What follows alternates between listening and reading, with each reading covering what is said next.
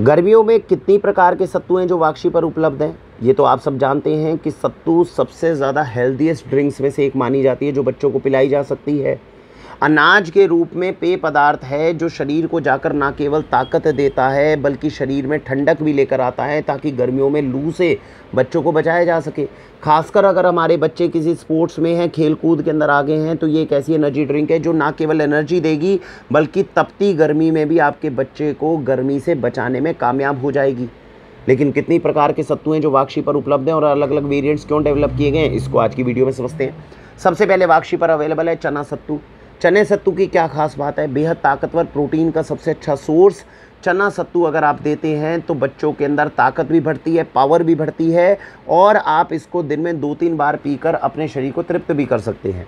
चना सत्तू यूजुअली उन लोगों को नहीं दिया जाता, उन बच्चों को नहीं दिया जाता जिनके पेट में कॉन्स्टिपेशन ज़्यादा होती है। चना हालांकि बहुत ताकतवर है लेकिन हल्का सा कॉन्स्टिपेशन वाले केसेस के अंदर ठीक नहीं रहता।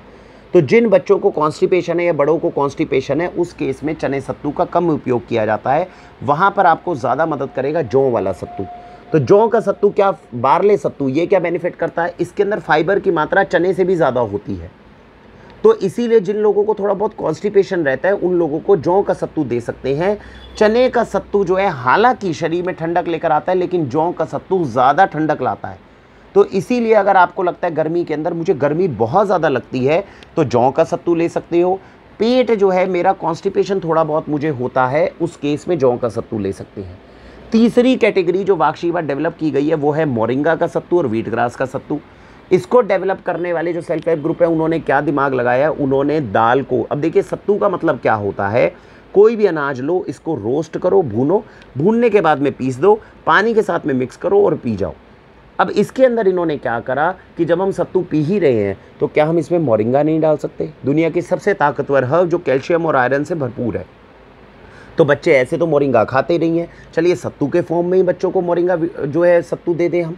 इसी तरीके से व्हीट ग्रास, 17 से ज़्यादा मिनरल विटामिन हैं व्हीट ग्रास के अंदर केवल अकेले, जो बच्चे के शरीर के लिए प्राकृतिक रूप से उनके शरीर में ताकत देंगे।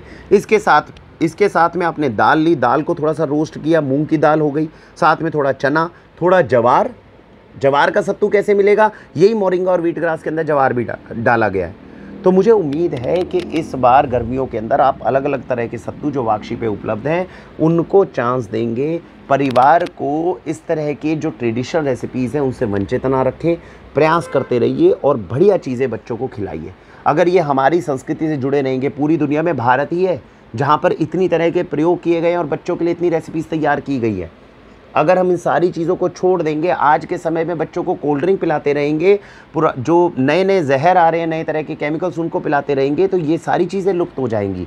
तो कुछ प्रयोग वाक्षी कर रही है, कुछ प्रयास आप करिए। अपने परिवार को, चाहे आपके हस्बैंड हो चाहे बच्चे हों, सत्तू गर्मियों में अंदर पिलाइए और इसकी ताकत को भी बच्चों के अंदर महसूस करिए। इसी के साथ भारत वंदे मातरम।